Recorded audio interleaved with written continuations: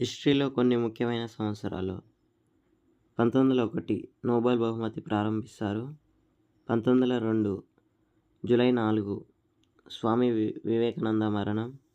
1903 Indian opinion అనే పత్రికను Gandhi south ఆఫ్రికాలో స్థాపిస్తాడు. 1904 అక్టోబర్ 2 రెండవ ప్రధాని అయిన లాల్ బహదూర్ శాస్త్రి గారు జన్మిస్తాడు. 1905 బెంగాల్ విభజన లార్డ్ కర్జన్ చేస్తాడు. 1906 ముస్లిం లీగ్ ఏర్పాటు. 1907 ఐఎన్సి చీలిక, అతివాదులు మితవాదులుగా. 1909 మింటో మార్లే సంస్కరణలు, ఇది ఇండియన్ కౌన్సిల్ యాక్ట్.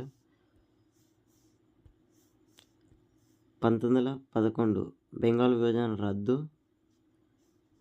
చైనా విప్లవం. 1912 టైటానిక్ సంఘటన.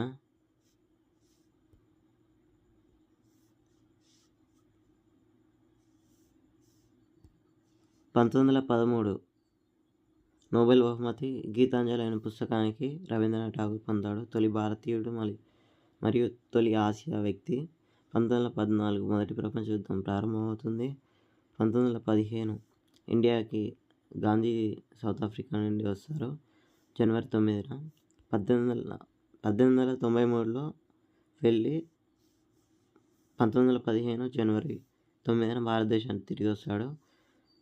జనవరి 9ని ప్రవాసీ భారతీయ దివాస్ ఎన్ఆర్ఐ డే జరుపుకుంటారు. 1916లో బిహెచ్యు బెనారస్ హిందూ యూనివర్సిటీ స్థాపన. Madan Mohan Malaviya స్థాపిస్తాడు.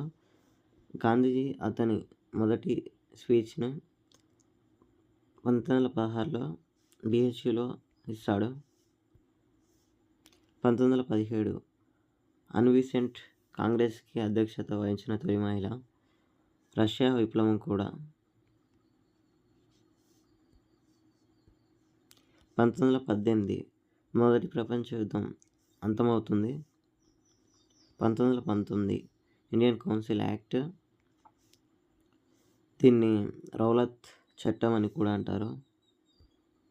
1920 non cooperation movement, సహాయ నిరాకరణ ఉద్యమం. 1921 జనాభా విభాజక సంవత్సరం. 21 నుండి జనాభా అనేది మరణాలు జననాలు సమానంగా ఉన్నాయి.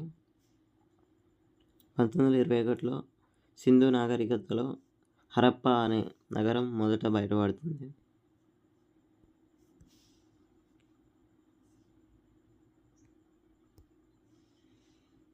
1922 చౌరీ చౌరా సంఘటన.